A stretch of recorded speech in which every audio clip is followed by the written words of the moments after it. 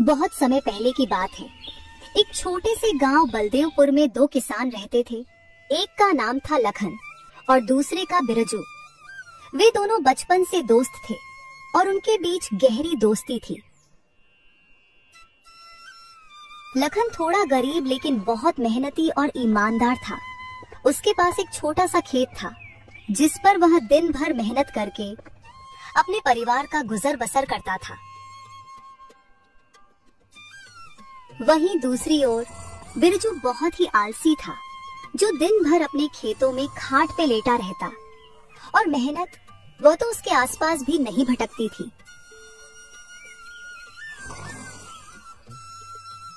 लखन की मेहनत की वजह से उसके खेत में खूब अच्छी फसल होती थी, जिसके कारण गांव के सारे लोग लखन से जलते थे। देखिए जी, इस लखन की फसल इस बार भी कितनी अच्छी हुई है। हमेशा इसके साथ ही अच्छा क्यों होता है? इस बार तो ये फसल बेचकर राजा ही हो जाएगा। अरे भाग्यवान, तुम परेशान मत हो, इसको हम राजा नहीं होने देंगे। मेरे जीते जी ये कभी राजा की जिंदगी नहीं जी सकता।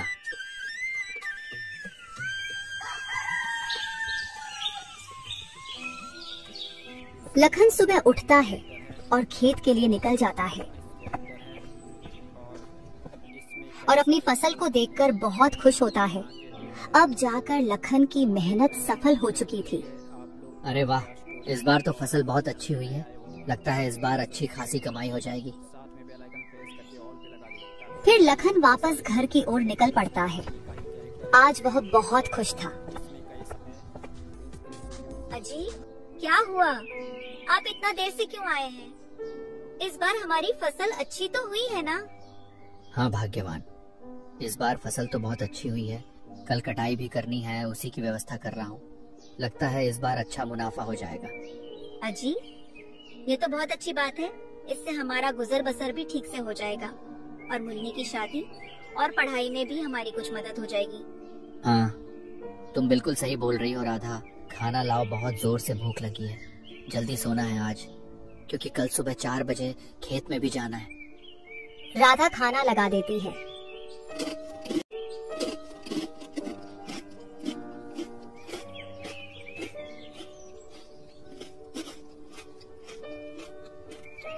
अरे राधा, ये समोसे कहाँ से लाई हो तुम? क्यों जी, क्या हुआ? अच्छे नहीं लगे क्या? अरे नहीं भाग्यवान, ये समोसे तो बहुत ही स्वादिष्ट है। ऐसा मन कर रहा है कि खाता ही रहूं। तुमने बनाए हैं क्या? हाँ जी, मैंने अपने हाथों से बनाए हैं।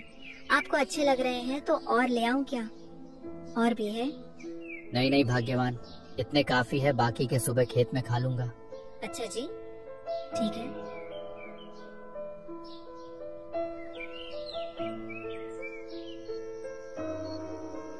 फिर खाना खाकर दोनों आराम से सो जाते हैं।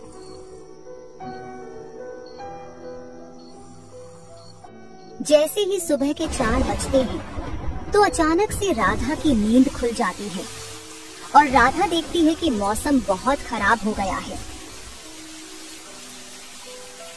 हे भगवान, अब तो हमारी सारी फसल खराब हो जाएगी। सुनिए जी, जल्दी से उठ जाइए, मौसम बहुत खराब है। हमें जल्द से जल्द अपनी फसल के लिए कुछ व्यवस्था करनी पड़ेगी। हे भगवान, इतनी तेज बारिश। भाग्यवान, अगर ये बारिश ऐसे ही होती रही तो आज तो हमारी फसल नहीं बचेगी। वे दोनों बैठे बैठे बारिश रुकने का इंतजार करते हैं। सुबह होते होते बारिश थम जाती है। भाग्यवान, अब बारिश तो रुक गई है। चलो खेत चलकर फसल को देखते हैं। फिर वे दोनों अपनी फसल को देखने खेत की ओर चल पड़ते हैं। वे दोनों खेत पहुंचकर देखते हैं कि उनकी लगभग आधी फसल बर्बाद हो चुकी है। हे ऊपर वाले, ये क्या किया तूने? हमारी सारी मेहनत को पानी में मिला दिया। लखन यह सब बोल ही रहा था कि तभी अचानक से जोर जोर से हवाएं चलने लगती हैं और आसमान में बिजली के साथ तेज तूफानी बारिश शुरू हो जाती है।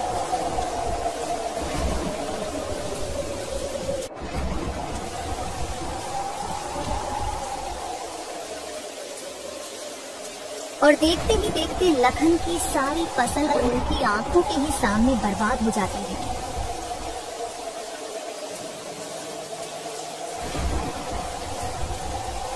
वे दोनों बेचारे दुखी मन से वापस घर की ओर लौट आते हैं। फसल के बर्बाद होने से लखन बहुत चिंतित हो जाता है। सुनिए जी, आप फिक्र मत कीजिए, जो होना था वह तो हो गया, अब हम इसमें क्या कर सकते हैं। जो होता है वह अच्छे के लिए ही होता है। उधर बिरजू बहुत खुश था। मौसम की ओर देखकर बिरजू अपनी पत्नी से कहता है, देखो मैंने बोला था ना कि वह अमीर नहीं हो पाएगा, और ऐसा ही हुआ। अच्छा जी, लेकिन हम लोगों की भी तो फसल बर्बाद हो गई ना। आप इतने खुश क्यों हो रहे हो? आपको तो दुखी होना चाहिए। अरे भाग्यवान, हमने तो अपने खेत में उतना पैसा नहीं लगाया है और ना ही उतना मेहनत किए हैं, तो इसलिए मुझे तो बहुत खुशी हो रही है कि लखन की सारी फसल बर्बाद हो गई। हमारा तो जब भी इतना फायदा नहीं होता, कम से कम लखन हमसे ज्यादा अमीर तो नहीं बन सकता। उधर लखन को उसकी पत्नी सब्र दिलाती है। 5-6 दिन से लगातार बारिश होती ही जा रही थी, रुकने का नाम तक नहीं ले रही थी। लेकिन लखन को फिर भी उम्मीद थी कि शायद कुछ फसल तो बच ही गई होंगी, इसलिए वह फसल देखने खेत जाता है। वह खेत में पहुंचकर देखता है कि उसकी सारी फसल बर्बाद हो चुकी है। खेत में फसल का नामो निशान तक नहीं है। पूरा खेत पानी से भर गया था। हे भगवान, ये कैसी परीक्षा ले रहे हो? सर्दियां आने वाली हैं और घर में खाने को एक दाना तक नहीं है। लखन यह देखकर बहुत उदास हो जाता है, लेकिन मौसम की मार के आगे वह बेचारा कर भी क्या सकता था। और दुखी मन से वह घर लौट आता है। लखन घर आकर सारी बात अपनी पत्नी को बताता है और टेंशन की वजह से बिस्तर पर लेट जाता है। भाग्यवान, हमारी सारी फसल बर्बाद हो गई। सर्दी भी आ ही चुकी है। अब हमारा गुजारा कैसे होगा? घर में खाने को कुछ भी नहीं है। अजी, आप फिक्र मत कीजिए, मेरे पास एक आइडिया है। आपको तो पता ही है मुझे समोसे और पकौड़ियाँ बनाने आती है, और सर्दी भी आई ही चुकी है, तो क्यों ना हम इन सर्दियों में पकौड़ी और समोसे बनाकर बेचें? हाँ भाग्यवान, तुम सही कहती हो। सर्दियों में लोगों को समोसे और पकौड़ी बहुत पसंद आएगी, लेकिन उसको बनाने के लिए पैसे भी तो चाहिए। वो कहाँ से आएंगे? अजी, मैंने थोड़े से पैसे बचा के रखे थे, और कुछ पैसे आप सेठ धनीराम से उधार ले आना। उनसे बोलना जैसे ही थोड़ा बहुत मुनाफा होगा हम आपके पैसे लौटा देंगे। हाँ राधा, आज तो बारिश हो रही है, इसको थमने दो, फिर जाऊंगा।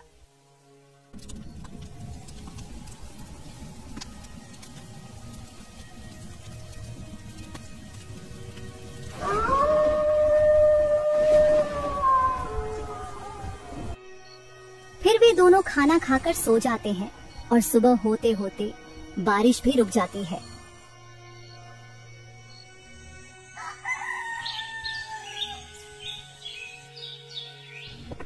अगले दिन लखन सेठ धनीराम के यहाँ पैसे लेने चला जाता है। लखन सेठ के घर पहुंच जाता है। सेठ, जो स्वभाव से बहुत ही कठोर और निर्दयी था, अपने नौकरों पर चिल्ला रहा था। अरे लखन, आओ आओ, कैसे आना हुआ आज? अरे सेठ जी, वो कुछ पैसों की जरूरत थी, मिल जाते तो अच्छा होता। अरे लखन, क्यों नहीं, मैं यहाँ समाज सेवा के लिए ही तो बैठा हूँ। बताओ कितने पैसे चाहिए? सेठ जी ज्यादा नहीं, बस 10,000 रुपए चाहिए थे। अच्छा लखन, मैं तुमको पैसे तो दे दूंगा, लेकिन टाइम पर वापस नहीं दिए तो तुम्हारी जमीन पर कब्जा कर लूंगा। ठीक है सेठ जी, आप फिक्र मत करो, मैं आपको आपका पैसा समय पर वापस कर दूंगा। इतना कहकर लखन सेठ से पैसा लेकर घर आ जाता है। ये लो भाग्यवान, तुम्हारे कहने पर मैं सेठ से पैसे तो ले आया हूँ, लेकिन उन्होंने अजीब सी शर्त रखी है कि अगर हमने उनका पैसा नहीं लौटाया तो वो हमारी जमीन पर कब्जा कर लेंगे।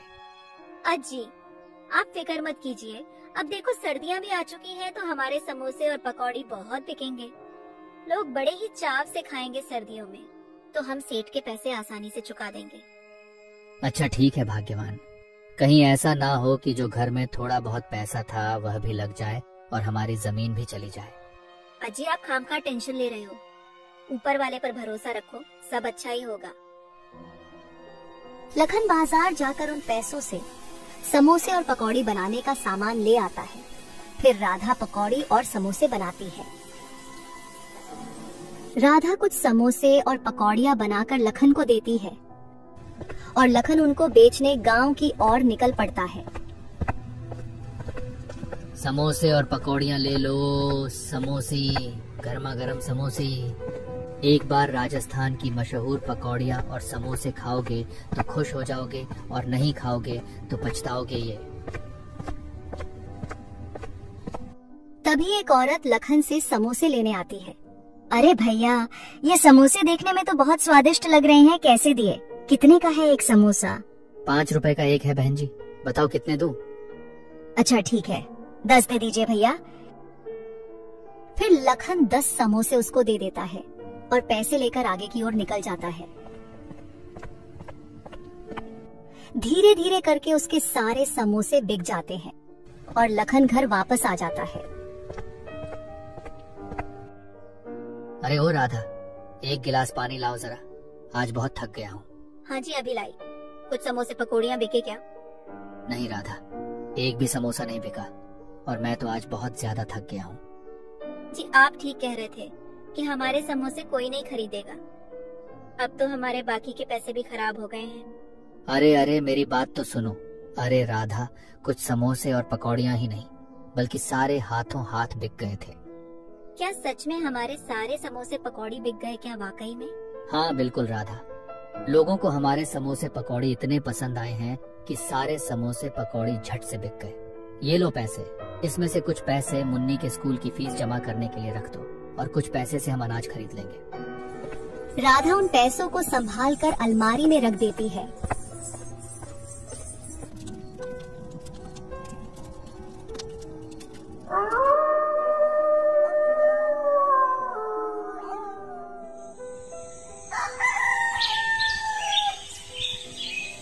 अगले दिन सुबह राधा और भी ज्यादा समोसे पकौड़ी बनाकर लखन को देती है और लखन उनको बेचने गांव की ओर निकल पड़ता है। समोसे और पकौड़ियाँ ले लो, समोसे, गर्मा गर्म समोसे। एक बार राजस्थान की मशहूर पकौड़ियाँ और समोसे खाओगे तो खुश हो जाओगे और नहीं खाओगे तो पछताओगे ये। समोसे और पकौड़ियाँ ले लो, समोसे, गर्मा गर्म समोसे। लखन ऐसे आवाज लगाते हुए जा ही रहा था कि तभी गांव का एक आदमी उसके पास आता है और कहता है, अरे ओ समोसे वाले भैया, हमने सुना है तुम्हारे समोसे और पकौड़ी बहुत स्वादिष्ट है। चलो 100 रुपए के समोसे और पकौड़ी मुझे दे दो, हम भी तो देखें कि तुम्हारे इन समोसे पकौड़ी में ऐसा क्या है।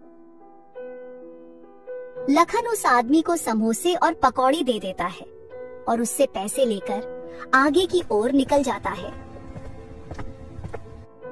धीरे धीरे उसके सारे समोसे पकौड़ी बिक जाते हैं। जैसे ही शाम होती है, लखन घर आता है। सुनो राधा, हमारे समोसे पकौड़ी के तो पूरे बलदेवपुर में बहुत चर्चे हो रहे हैं। अब मेरे गांव में जाते ही सारे समोसे और पकौड़ी झट से बिक जाते हैं। राधा ये बात सुनकर बहुत खुश होती है। दिसंबर का महीना आ चुका था और सर्दियां भी अब अपने चरम पर थीं।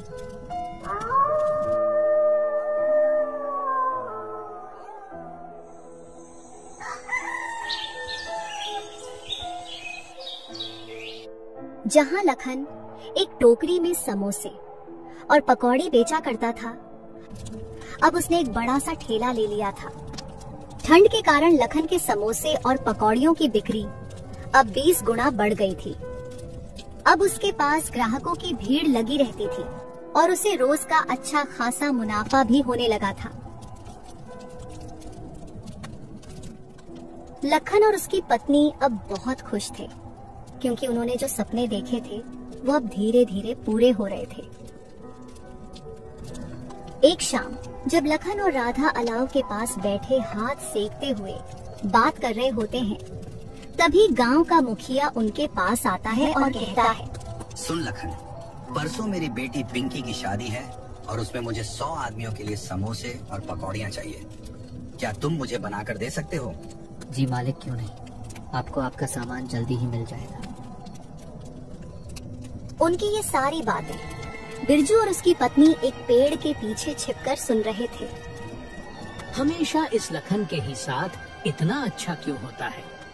मुझे कुछ भी करना पड़े, इस बार मैं इसके साथ हरगिज अच्छा नहीं होने दूंगा। बिरजू और उसकी बीवी लखन की इतनी तरक्की देखकर जलने लगे थे और वे इस इंतजार में थे कि राधा समोसे पकौड़ी बनाकर कहाँ रखती है। राधा जैसे ही समोसे पकौड़ी बनाकर अपनी किचन में रखकर सोने जाती है, इधर बिरजू और उसकी बीवी चुपके से किचन में जाते हैं और सारे समोसे पकौड़ी चुरा लेते हैं।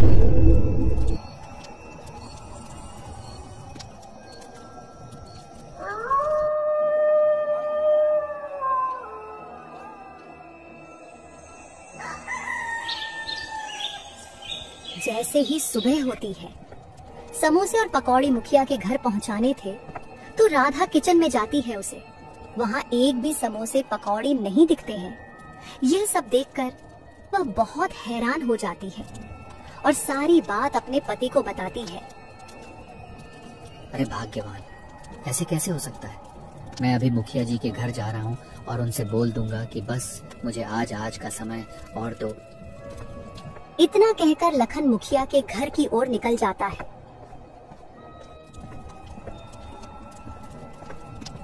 मुखिया जी, मेरे घर से किसी ने सारे समोसे और पकौड़ी चुरा लिए हैं। आप मुझे बस आज का समय दे दीजिए, मैं आपको शाम तक बनाकर दे दूंगा। हाँ ठीक है लखन, मैं तुमको आज का दिन दे रहा हूँ, लेकिन तुम मुझे जरूर से समोसे और पकौड़ी बनाकर देना, क्योंकि कल सुबह ही बारात आने वाली है। हाँ ठीक है मुखिया जी, आप चिंता मत करिए, मैं आज शाम होने से पहले ही सारा सामान बनाकर आप तक पहुंचा दूंगा।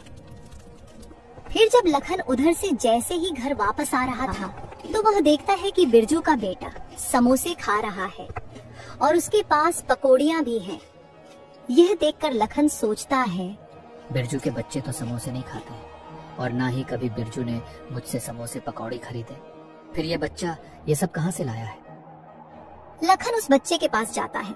अरे राघव, ये समोसे तुम कहाँ से लाए हो? ये तो मुझे मेरे पापा ने दिया था और हमारे घर में और भी बहुत सारे समोसे और पकौड़ियाँ हैं। लखन को सारी बात समझ आ जाती है और वह घर आकर सब कुछ अपनी पत्नी को बताता है। अजय, आपको मुखिया जी के घर जाना चाहिए और उनको सारी बात बता देनी चाहिए। मुखिया जी ही हमारी मदद कर सकते हैं। फिर लखन मुखिया जी के घर जाता है और सारी बात उन्हें बता देता है। मुखिया जी अपने नौकरों के साथ बिरजू के घर जाते हैं और उसके घर की छानबीन कराते हैं। जाओ, इसके पूरे घर की अच्छे से तलाशी लो। जब वे छानबीन करते हैं तो उन्हें बिरजू के घर के अंदर से ढेर सारे समोसे और पकौड़ियाँ मिलते हैं। क्यों चुराए तुमने ये समोसे और पकौड़ी? मुझे माफ कर दीजिए, मेरे अंदर ईर्ष्या आ गई थी, इसीलिए मैंने ऐसा किया है मुखिया जी। मैं आज के बाद ऐसी हरकत नहीं करूँगा। आप मुझे बस एक बार माफ कर दीजिए। नहीं, ये माफ करने लायक काम नहीं है। अगर मैंने तुम्हें माफ कर दिया तो तुम फिर से ऐसा काम करोगे। मारो इसको। फिर सब मिलकर बिरजू की अच्छी धुलाई करते हैं। इस प्रकार बिरजू को उसके किए की सजा मिल जाती है।